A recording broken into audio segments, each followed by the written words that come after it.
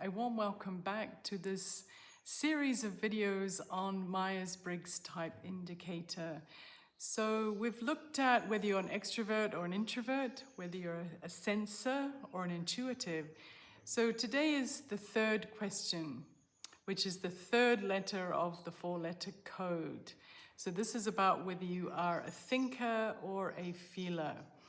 And this particular question is related to how you make decisions. Now, just to remind you that this four-letter code will give you one of 16 types, and the four-letter code is also a shortcut to understanding which of the 8 cognitive functions you prefer to use and in which order you use them, which we'll be going into as we go further into the series. So yes, this episode is exploring thinking and feeling, and I think this is probably one of the dichotomies that possibly causes the most misunderstanding and conflict within the types. So what is a thinker? A thinker tends to pride themselves on using logic, rationale, common sense, truth, facts, in order to make their decisions, reasons. They'll often give you the pros and cons list, and often that decision will be working towards a particular strategy, taking into account mostly what you're trying to achieve. In a way, it is a masculine function, and more men are thinkers than feelers. And so it's really about kind of getting things done or getting to the truth of something. So there's extroverted thinking and also introverted thinking.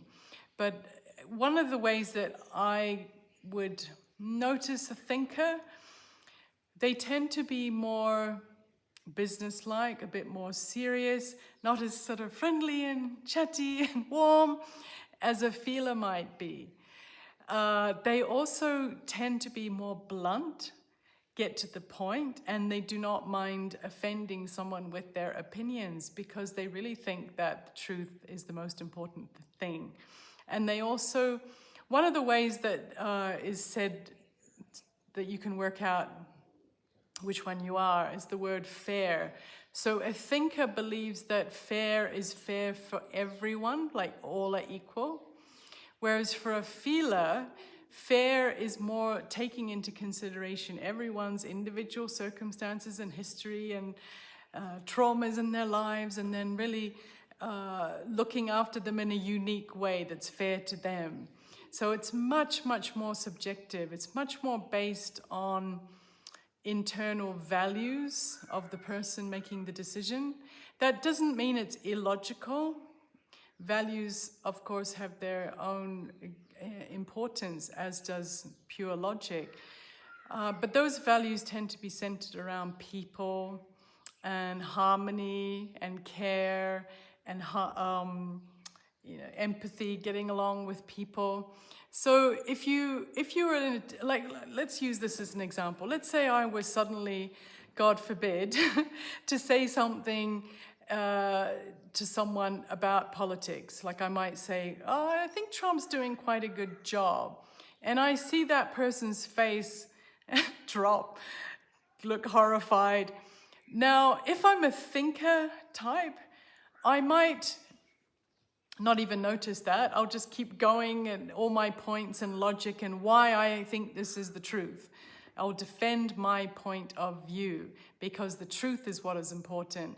But as a feeler, what I would do in that situation would be probably to backpedal and bring it out to, well, we never know what politicians are really up to in this world, and we can't trust any of them. God knows we're all getting misinformed, and never mind. Let's change the topic. Politics is just something that always divides people, and it might, for a thinking type, they might think, oh, you're so fake, you just want harmony, but it's just a different value.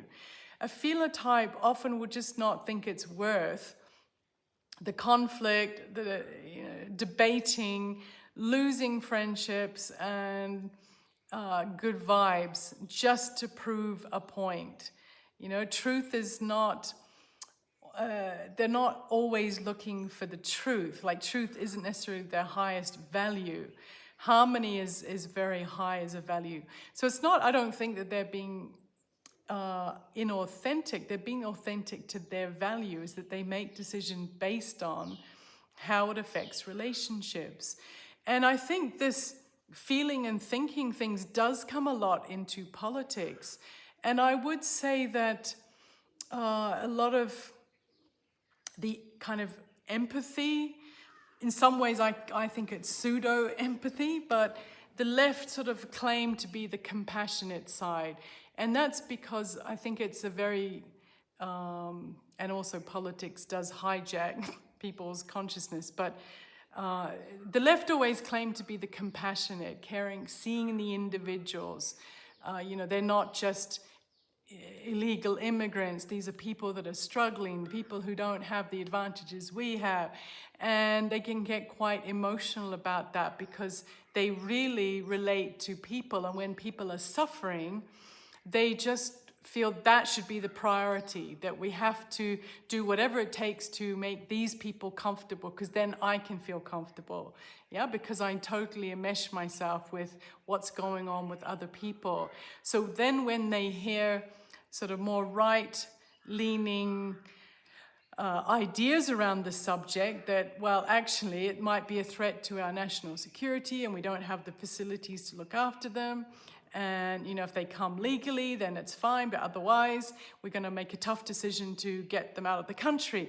So to the heart, that just feels like horrific. But to the head, they look at, well, if we all made our decisions based on just compassion, we'll open the doors, it will be full, everybody can come, all welcome, and then we can't feed anybody, we can't manage it, it's absolute chaos. And yet, yeah, people just don't understand the other's point of view and accuse each other of being heartless or being irrational. And that's in politics, but in the personal realm too. There's this quite good meme where the thinker's showing his lists of pros and cons, and the feeler's saying, well, this is important to me.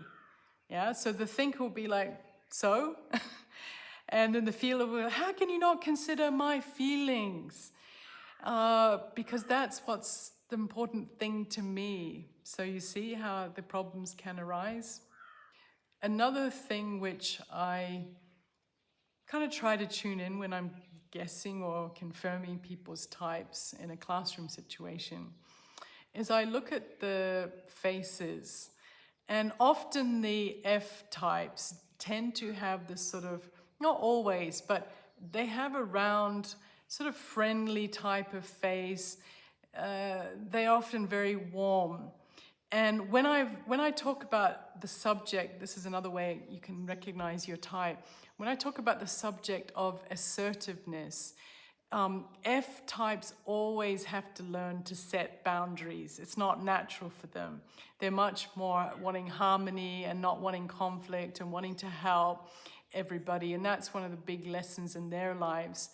But the T types, they won't have that sort of round, overly friendly attitude. They might come across a little bit more serious, a little bit maybe more masculine in their features. And their struggle, and they won't even probably think it's a struggle, is that they'll come across as blunt. And they'll often think, oh, that's a virtue. I like to tell people as it is.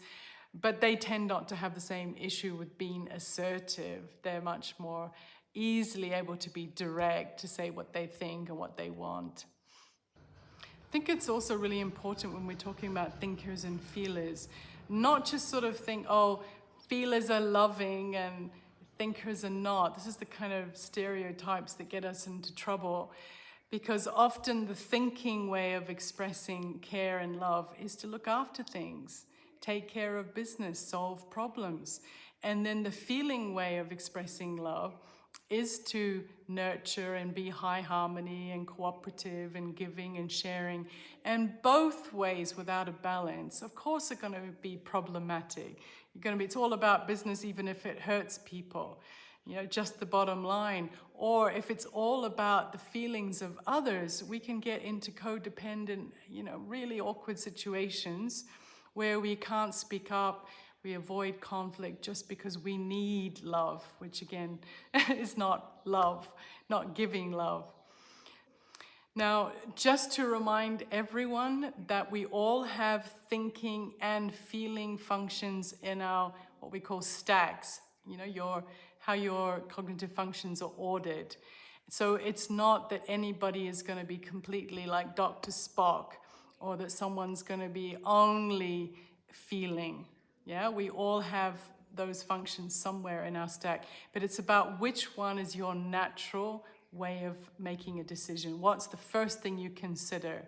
Is it what needs to be done? What's logical? What's the most practical decision? What's the truth and the facts of it?